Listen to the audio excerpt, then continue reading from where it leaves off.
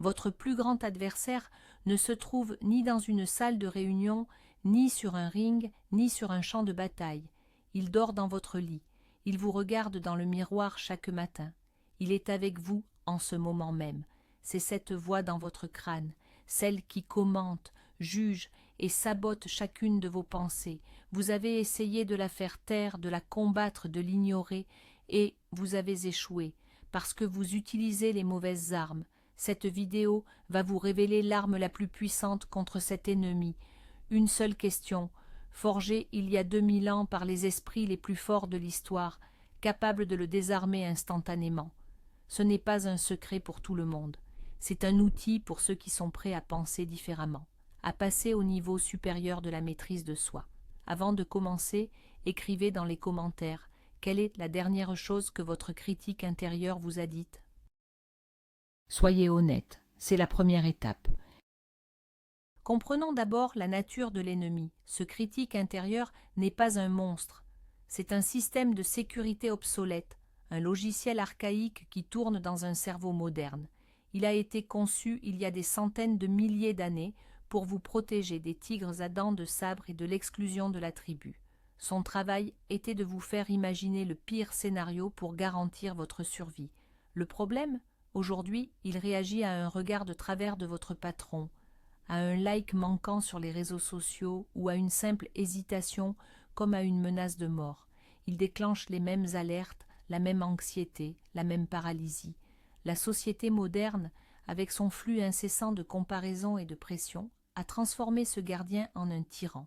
Il vous murmure que vous n'êtes pas assez bon, pas assez intelligent, pas assez fort. Et la plupart des hommes passent leur vie à croire à ces mensonges, prisonniers d'une cage dont ils détiennent la clé sans le savoir. Nous allons trouver cette clé. Le premier champ de bataille est l'identification. Vous ne pouvez pas vaincre un ennemi que vous ne reconnaissez pas. Le critique intérieur est un maître du camouflage. Il se fait passer pour vous. Il utilise le pronom « je ». Il dit « je suis nul, je n'y arriverai jamais ». La première étape de la stratégie stoïcienne est de créer une séparation, de comprendre que cette voix n'est pas vous. C'est un événement mental, une pensée, comme un nuage qui passe dans le ciel de votre conscience. Vous n'êtes pas le nuage, vous êtes le ciel. Pour commencer, donnez-lui un nom. Appelez-le le censeur, le saboteur, ou même un nom ridicule. Cela crée une distance psychologique immédiate. Ce n'est plus « je » qui pense, c'est le censeur qui parle. Cette simple dissociation est un acte de pouvoir. C'est la première fissure dans l'armure de votre tyran intérieur. Vous cessez d'être la victime de vos pensées pour devenir leur observateur. Maintenant, analysons la stratégie de l'échec, la stratégie que 99% des gens utilisent, le combat direct. Lorsque le critique attaque, votre instinct est de riposter. Vous lui criez dessus mentalement. Vous essayez de le noyer sous un flot d'affirmations positives forcées. « Je suis fort, je suis capable ». C'est comme essayer d'éteindre un feu avec de l'essence. Pourquoi? Parce qu'en le combattant, vous lui donnez de l'importance. Vous validez son existence et sa puissance. Vous entrez dans son jeu, sur son terrain. Une discussion avec un fou vous transforme en fou. Les stoïciens avaient compris ce principe fondamental. La véritable force ne réside pas dans la confrontation, mais dans l'indifférence calculée. L'énergie que vous dépensez à combattre cette voie est une énergie que vous ne consacrez pas à l'action. C'est précisément ce que veut le critique, vous paralyser dans un débat interne stérile. Nous allons donc changer de stratégie. Nous n'allons pas le combattre, nous allons le rendre obsolète. Le concept stoïcien de la citadelle intérieure est crucial ici. Imaginez votre esprit comme une forteresse. Les événements extérieurs, les opinions des autres, les échecs, les succès, les crises sont comme la météo à l'extérieur des murs. Il peut pleuvoir, venter ou faire un soleil radieux, mais à l'intérieur de la citadelle, c'est vous le commandant. Vous décidez du climat qui y règne. Le critique intérieur est un traître à l'intérieur de vos propres murs. Il essaie d'ouvrir les portes aux armées de l'anxiété, du doute et de la peur. Votre travail n'est pas de tuer ce traître, c'est impossible. Il fait partie de l'architecture, mais de lui retirer toute autorité, de l'isoler dans un cachot où il peut crier autant qu'il veut, sans que personne ne l'écoute. La plupart des hommes vivent avec un traître qui est assis sur le trône et qui dicte chaque décision. L'homme supérieur apprend à le reconnaître, à l'ignorer et à s'asseoir lui-même sur ce trône. La question que nous allons révéler est la clé de ce cachot. Avant de vous donner la question, vous devez comprendre le principe qui la sous-tend. C'est la plus célèbre, la plus simple et la plus puissante des idées stoïciennes, la dichotomie du contrôle. C'est un filtre mental. Imaginez que tout ce qui existe dans l'univers, absolument tout, peut être trié en deux catégories. La première, les choses qui dépendent entièrement de nous. La seconde, les choses qui n'en dépendent pas. Dans la première catégorie, on trouve nos jugements, nos opinions, nos décisions, nos actions. Dans la seconde, on trouve tout le reste, la météo, l'économie, le passé et, surtout, ce que les autres pensent ou font. L'homme moyen passe sa vie à essayer de contrôler ce qui est incontrôlable et néglige ce qui est sous son contrôle. C'est la source de toute frustration, de toute anxiété. Le critique intérieur se nourrit de cette confusion. Il vous attaque presque exclusivement sur des choses qui sont hors de votre contrôle. Comprendre cela est le prélude à votre libération. Le moment est venu, l'arme est forgée, la stratégie est en place. La question qui fait taire le critique intérieur, qui agit comme un disjoncteur sur le circuit de l'anxiété, est d'une simplicité désarmante. Chaque fois que le critique se manifeste, chaque fois qu'une pensée anxiogène ou dévalorisante apparaît, vous devez vous arrêter, respirer et poser cette seule et unique question: est-ce que cela dépend de moi? Ne cherchez pas de réponse complexe, la réponse est binaire. C'est oui ou c'est non. Cette question n'est pas une astuce psychologique, c'est un scalpel logique. Il coupe à travers le brouillard de l'émotion pour révéler la structure de la réalité. Il force votre cerveau à passer du mode panique limbique au mode analyse préfrontale. C'est un changement de perspective instantané. Vous cessez d'être la victime d'un drame pour devenir l'analyste d'une situation. C'est le judo mental. Utilisez la force de l'attaque de votre critique contre lui-même. Explorons le mécanisme. Cas pratique numéro 1.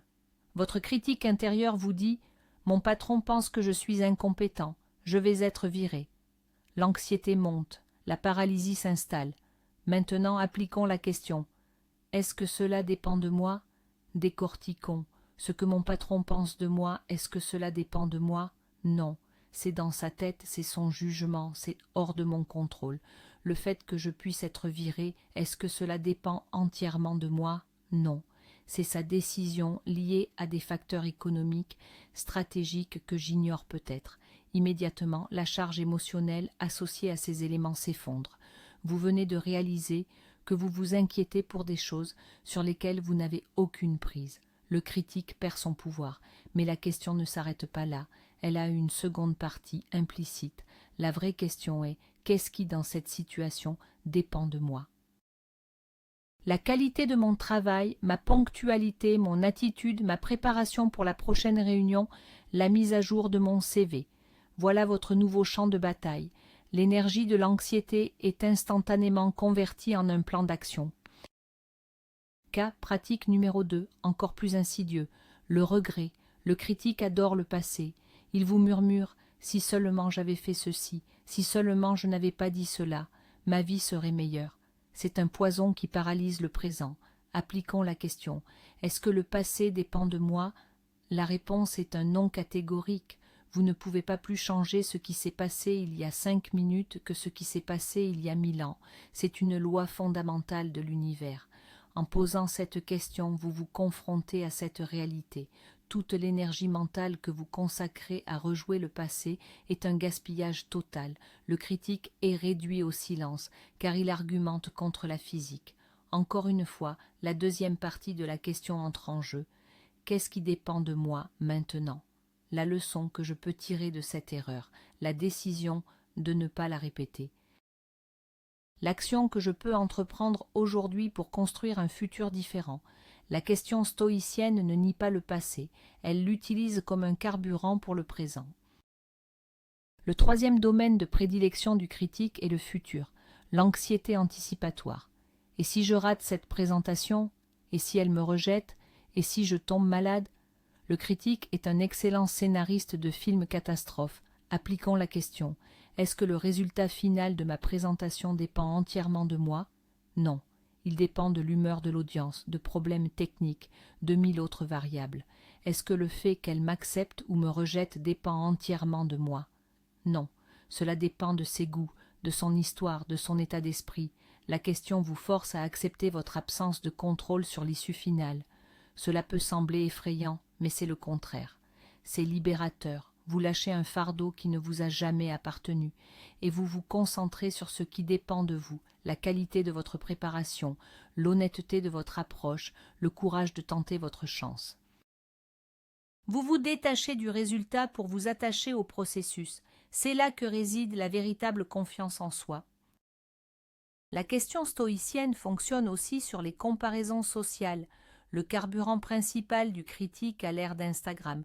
Vous voyez quelqu'un qui a plus de succès, plus d'argent, une meilleure apparence. Le critique attaque. Tu vois, tu es un raté à côté de lui. Stop. Question, la vie, les succès et les avantages de cette personne dépendent-ils de moi?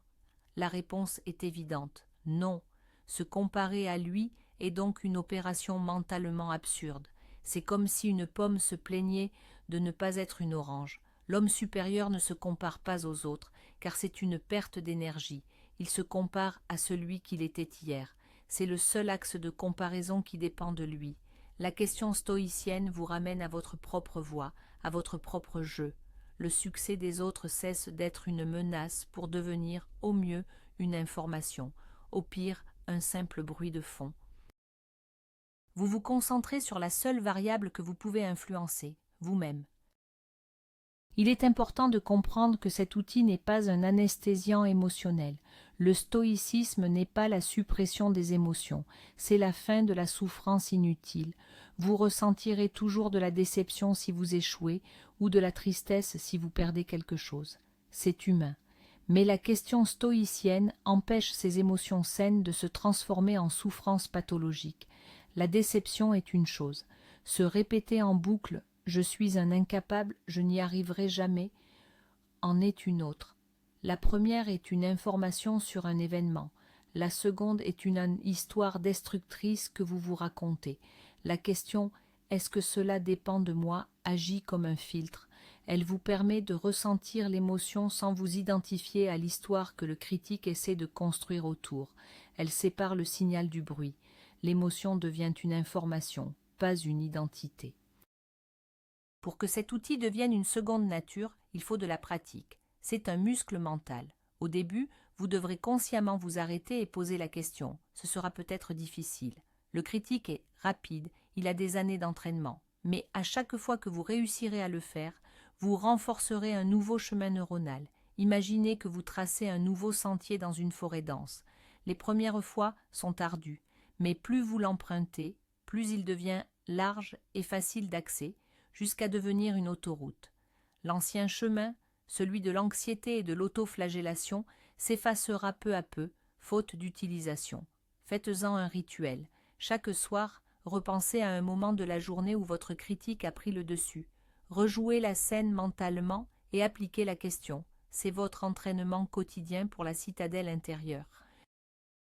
Certains pourraient objecter « Mais si rien ne dépend de moi, pourquoi agir? C'est du fatalisme. » C'est une erreur de compréhension fondamentale. Le stoïcisme est une philosophie de l'action radicale. La question ne mène pas à la passivité, mais à une action ultra ciblée. Elle vous empêche de gaspiller votre volonté, votre énergie et votre temps sur des choses que vous ne pouvez pas changer. Toute cette énergie récupérée est alors redirigée, avec la précision d'un laser, sur la seule zone où vous êtes tout-puissant, vos propres actions, ici et maintenant. L'homme stoïcien n'est pas celui qui subit passivement son sort. C'est celui qui agit avec une efficacité redoutable sur son domaine de contrôle et qui accepte avec sérénité ce qui n'en fait pas partie. C'est la définition même de la sagesse et de la puissance, ne rien gaspiller. Un autre avantage subtil mais profond de cette pratique est le développement de l'humilité. Le critique intérieur est profondément arrogant, il prétend tout savoir, il prétend que vous devriez être capable de tout contrôler. l'opinion des autres, le résultat de vos projets, les événements mondiaux. La question stoïcienne vous rappelle constamment les limites de votre pouvoir. Elle vous ancre dans la réalité. Vous n'êtes pas un dieu. Vous êtes un homme, agissant dans un monde complexe et largement imprévisible. Accepter cela n'est pas une faiblesse, c'est une force immense. Cela vous libère de la pression écrasante de devoir tout maîtriser. Vous pouvez enfin vous concentrer sur votre rôle, aussi petit soit-il, et le jouer avec excellence. C'est la différence entre le stress de l'imposteur et la paix du professionnel. Intégrons cette question dans votre langage intérieur. Au lieu de « je dois réussir cet entretien » qui met la pression sur un résultat incontrôlable, changez pour « je vais me préparer du mieux possible pour cet entretien ». La première phrase est une source d'anxiété. La seconde est un plan d'action. Au lieu de « j'espère qu'elle va m'aimer » qui exprime une dépendance à un facteur externe, dites « je vais être la version la plus authentique et la plus respectable de moi-même ». Le focus passe de la validation externe à l'intégrité interne. Ce simple changement de dialogue, guidé par la dichotomie du contrôle, modifie radicalement votre état émotionnel et votre comportement. Vous devenez proactif au lieu d'être réactif. Vous devenez la cause et non plus l'effet. Visualisez les deux chemins. Le premier est celui de l'homme moyen. Son critique intérieur est au volant. Chaque opinion des autres est une embardée. Chaque échec est un accident. Il est constamment ballotté par les événements, anxieux du futur, rongé par le passé. Son énergie est dispersée. Sa vie est une réaction. Le second chemin est celui de l'homme qui maîtrise la question stoïcienne. Il est au volant. Son critique est sur la banquette arrière, peut-être en train de se plaindre, mais il ne touche pas les commandes. Les événements extérieurs sont le paysage qui défile. Il en prend note, mais il reste concentré sur sa conduite, sur ses actions. Il ne contrôle pas la destination finale, mais il contrôle chaque mouvement du volant. Il avance avec calme, détermination et une puissance tranquille. Lequel de ces deux hommes voulez-vous être? La question n'est pas rhétorique. L'un des plus grands stoïciens, l'empereur Marc Aurèle, écrivait dans ses méditations pour lui-même, pas pour le public. Il passait ses nuits à se rappeler ses principes. Si un empereur romain, l'homme le plus puissant du monde, avait besoin de se répéter chaque jour, de se concentrer uniquement sur ce qui dépendait de lui, que dire de nous? Le critique intérieur est une force de la nature humaine. Il ne disparaîtra jamais complètement. Ne vous fixez pas l'objectif irréaliste de ne plus jamais l'entendre. L'objectif est qu'à chaque fois que vous l'entendez, la question « est-ce que cela dépend de moi ?» se déclenche automatiquement. Le dialogue interne change. La voix du critique devient un simple bruit de fond et la voix de la raison stoïcienne, votre voix, devient le signal dominant. C'est cela, la victoire. Cette pratique a un effet cumulatif. Au début, vous l'utiliserez sur de petites choses, une remarque désagréable, une frustration quotidienne, mais avec le temps, vous développerez une résilience fondamentale. Lorsque les vraies tempêtes de la vie arriveront, une crise professionnelle, une rupture, un problème de santé, votre esprit sera entraîné. Vous aurez le réflexe de poser la question. Vous serez capable de trouver le calme au cœur du chaos, de séparer la douleur inévitable de la souffrance optionnelle. Vous serez capable d'identifier la seule, l'unique chose qui dépend de vous, votre réponse. C'est ainsi que l'on forge un caractère de fer, non pas en évitant les difficultés, mais en développant un outil mental capable de les traverser sans se briser. Vous devenez antifragile. Le silence que vous cherchez n'est pas l'absence de bruit, c'est la maîtrise du dialogue. Quand votre critique intérieure parle et que vous êtes capable de l'observer sans y croire, de l'analyser sans paniquer et de rediriger votre attention vers l'action juste, vous avez atteint un niveau de liberté que peu de gens connaissent. Vous n'êtes plus l'esclave de la chimie de votre cerveau. Vous êtes le pilote. Cette liberté ne s'achète pas. Elle ne vous sera pas donnée. Elle se construit. Question après question. Décision après décision. C'est un travail quotidien, une discipline. Mais la récompense est la plus grande de toutes, la paix de l'esprit que les stoïciens appelaient l'ataraxie. La tranquillité d'une âme qui sait où se situe son pouvoir et qui refuse de s'aventurer ailleurs. Pensez à l'impact sur vos relations. Combien de conflits sont nés de la tentative de contrôler les sentiments ou les actions de l'autre? Combien d'énergie perdue à s'inquiéter de ce que l'autre pense? En appliquant la question stoïcienne, vous commencez à interagir avec les autres de manière plus saine. Vous vous concentrez sur votre propre comportement, être honnête, être fiable, être respectueux. Vous acceptez que la réaction de l'autre ne vous appartient pas. Cela ne veut pas dire être indifférent. Cela veut dire aimer et respecter l'autre sans le fardeau de vouloir le contrôler. C'est une forme de relation beaucoup plus mature et solide, basée sur la liberté et la responsabilité personnelle et non sur la dépendance émotionnelle. Votre critique intérieure perd l'un de ses terrains de jeu favoris. En résumé, le processus est simple mais pas facile. Premièrement, dissociez-vous de la voix. Ce n'est pas vous, c'est un programme. Deuxièmement, abandonnez le combat direct. Ne lui donnez pas d'énergie. Troisièmement, à chaque attaque, chaque pensée anxiogène, posez la question filtre. Est-ce que cela dépend de moi? Quatrièmement, si la réponse est non, lâchez prise consciemment et acceptez la réalité. Cinquièmement, si la réponse est oui, ou si une partie de la situation dépend de vous, concentrez 100% de votre énergie sur l'action. C'est tout, c'est l'algorithme complet, c'est le système d'exploitation de l'homme supérieur. Répétez-le jusqu'à ce qu'il devienne aussi naturel que de respirer. C'est le chemin vers une force de caractère inébranlable. Nous arrivons au terme de cette analyse. La question « Est-ce que cela dépend de moi ?» n'est pas une simple phrase, c'est un scalpel, c'est un bouclier, c'est le pivot sur lequel bascule une vie de réaction et de souffrance vers une vie d'action et de puissance. Votre critique intérieure ne sera jamais votre ami, mais il n'a pas à être votre maître. Sa voix est une proposition, pas un ordre. Vous avez maintenant l'outil pour refuser poliment, mais fermement, chacune de ces propositions destructrices. La force ne se mesure pas à l'absence de ce critique, mais à votre capacité à lui retirer son autorité, jour après jour. Vous n'êtes plus l'esclave de vos pensées, vous êtes l'architecte de votre citadelle intérieure.